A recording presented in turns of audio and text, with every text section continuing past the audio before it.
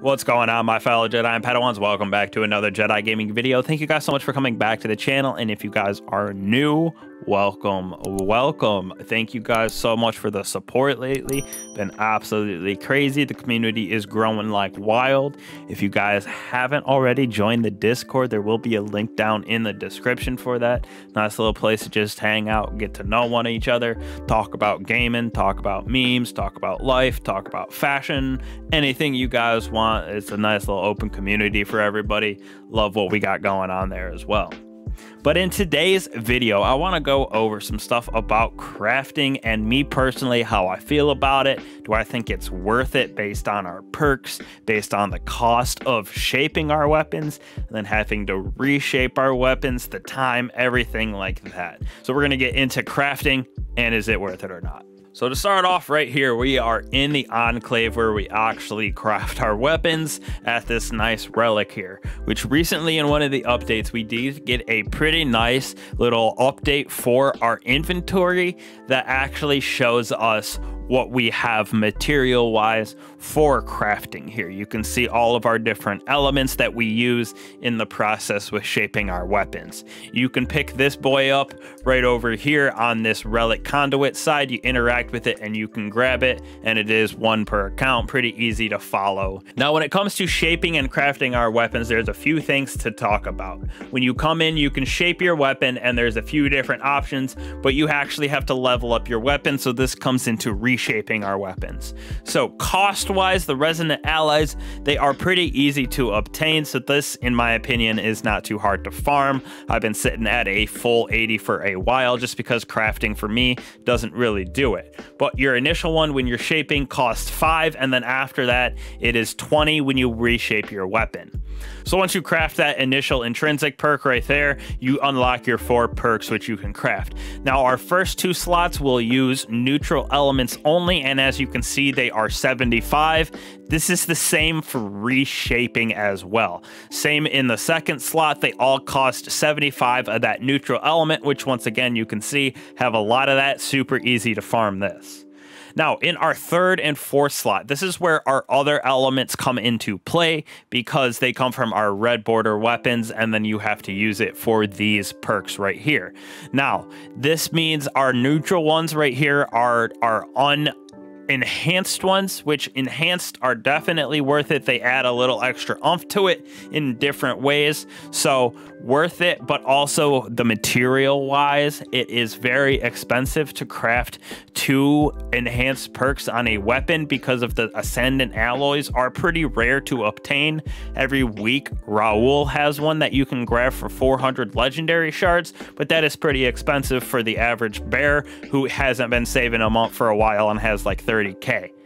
So that becomes pretty expensive, and those ascendant alloys grinding through the weekly missions are pretty rare in my opinion. I've only got 2 or 3 to drop total from my time doing the weekly missions every single week, and I haven't grinded too hard on them, but I have put in a lot of attempts to get some ascendant alloys. So like I was saying, in this third slot, as you can see, for this enhanced trait, it needs one of those ascendant alloys, an energetic element, as well as neutral elements. So that's 2,000 neutral elements for one single perk, as well as 70 of whatever it may be. Energetic element for this one, we have energetic again, energetic, adore it, and energetic. And then in our final slot we have ruinous, mutable, ruinous, mutable, ruinous, mutable, and ruinous. So that's where they come into play. If you want your 4th slot as one of the perks for enhanced, make sure you're putting it into ruinous elements or mutable. And then if you're looking to upgrade to an enhanced trait for the 3rd slot, you're going to need either energetic or our adore it right here. Now, like I'm saying, the cost for these is pretty expensive just for the fact that you need to craft 2 enhanced perks to really make the enhanced version of this weapon better than its normal, just because right here is just when you're in motion for a shorter duration than the normal perpetual motion. So it's really not that big of an oomph, but when you have two of them paired together for these enhanced perks on certain weapons, it does add a nice extra bit that makes them better than the normal weapons. But on top of all of that, where you have to grind out your red border weapons to get those ruinous elements, mutable elements, energetic elements, adored elements, you also have to grind out all the levels to unlock here. So you need the weapon to be at level 16 to unlock the final perk in both our 3rd and 4th slots. So that adds up very quickly, and it takes quite a while, especially depending on what weapon you're using. Right here, it took so long, 250 enemies defeated to get it up to 18, and that took me quite some time, especially with a heavy, even just running through lost sectors with double finder, everything like that. It took a long while. And then that comes into play while leveling up your other weapons. It does take a while as well. This one I'm just starting, and we're at 71 defeats with only level 2 on the weapon. So you can tell it's a pretty big difference depending on what you're doing, and you got to complete actual activities as well, which level up slightly depending on you if you win, lose crucible, stuff like that.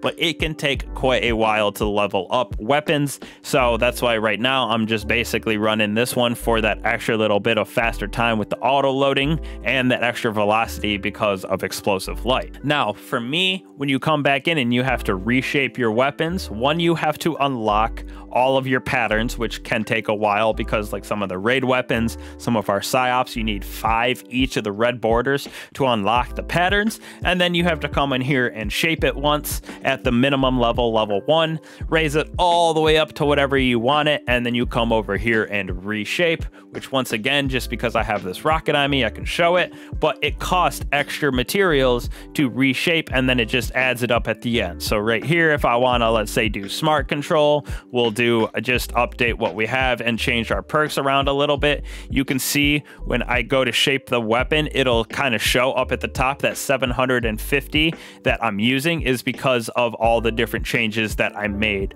for this, and it would be the same, a little bit less if I put on, you know, take off a perk that I already don't have and put on one that I have, like golden tricorn. It changes, so it'll show you what you're gonna be using right here. But like I said, when you start putting on some of these, it adds up really quickly. For me, I could only do 4 weapons at the moment with enhanced perks with those 8 ascendant alloys, but I do have a lot of red weapon borders inside of my vault ready to go. But for me, it's just not really worth it because not even all the weapons have all the perks possible on it. So something like this inside of our submachine guns, the Forensic Nightmare, it's a super good machine gun right here, but I don't have the pattern unlocked, but I know you can't get Subsistence Frenzy crafted on this boy. It's not one of the perk options for crafting, but you can get that in a world drop. So it kind of depends, and it's just not really my thing for each of these weapons. Obviously, you have to craft some of your exotics here, but most of all, I'm just here for a couple weapons with their enhanced perks, and then I'm gonna just leave it. It's not really worth it to me, so it's totally not worth it in my opinion for the average bear, unless you're just doing like a single weapon, because it takes a while to level up some of these weapons, like I said, and you gotta spend all of those materials, which I have been saving up for quite some time at this point in the season for sure. So hopefully this helped you guys out decide if you want to craft or not. Definitely not worth it in my opinion, but it's totally up to you guys. I know people love it. It's definitely a cool addition, but definitely needs some tweaking in my opinion. So thank you guys so much for watching. I'll catch you in the next one. Peace.